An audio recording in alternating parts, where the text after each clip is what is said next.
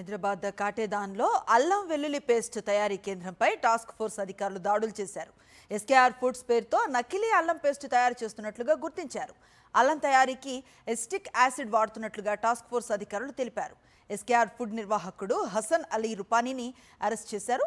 Food safety certificate లేకపోవడంతో నిందితుడిపై మరో case నమోదు చేసినట్లుగా తెలుస్తోంది. 4000 కిలోల నకిలీ అల్లం పేస్ట్ను టాస్క్ ఫోర్స్ అధికారులు స్వాధీనం చేసుకున్నారు.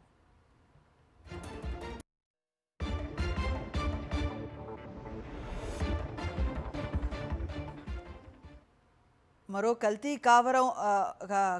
స్థావరాన్ని గుర్తించారు అధికారులు. పూర్తి సమాచారాన్ని అందిస్తారు మా కరెస్పాండెంట్ సాయి కిరణ్. మరో వ్యవహారం వెలుగులోకి రావటం చూస్తూ ఉన్నాం. నకిలీ అల్లం వెల్లుల్లి పేస్ట్కి సంబంధించి ఏం చెప్తున్నారు అధికారులు?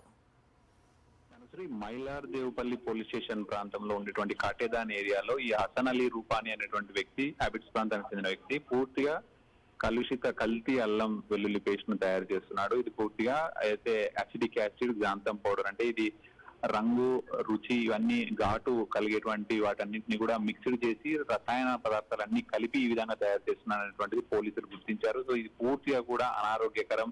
ఇవన్నీ కూడా మార్కెట్లలో హోల్సేల్ గా కూడా ఈ చిన్న చిన్న హోటల్స్ కి, రెస్టారెంట్లకి వాటికి అమ్ముతుంటారు. అవన్నీ కూడా మనం అందులో ఏం కలుపుతున్నారు అనేది తెలియకుండా మనం తినేస్తూ ఉంటాం. బయట మనకు ఓన్లీ ఫుడ్ సర్వ్ చేస్తారు, కానీ అందులో కలిపేటివన్నీ కూడా ఇట్లా నాసిరకమైనటువంటి అల్లం వెల్లుల్లి పేస్ట్లే. అవి తక్కువ ధరకు వస్తాయని చెప్పి ఈ విధంగా కొనుక్కుంటారు. సో ఈ కాటేదాన్ ప్రాంతంలో కనుక చూస్తే ఇట్లాంటి కల్తీ ఆహార పదార్థాలు తయారు చేసేటువంటి అనేక స్థావరాలు ఉన్నాయి. ఒక్కొక్కటి కూడా పోలీసులు అలాగే హెచ్ఫాస్ట్ బృందం వీటిని ఇప్పుడు అయితే మొత్తం పూర్తిగా కూడా జల్లెడ పడుతున్నారు. సో అందులో భాగంగానే ఈ హసన్ అలీ రూపానీ అనేటువంటి వ్యక్తి ఎస్కేఆర్ ఫుడ్ ప్రొడక్ట్స్ తో ఈ కల్తీ అల్లం వెల్లుల్లి పేస్ట్ దానిపైన కూడా వాళ్ళు రైడ్ చేశారు. సో ఇందులో భారీ ఎత్తున కూడా లభ్యమైంది. అతన్ని కూడా పోలీసులు ప్రస్తుతం అదుపులోకి తీసుకున్నారు.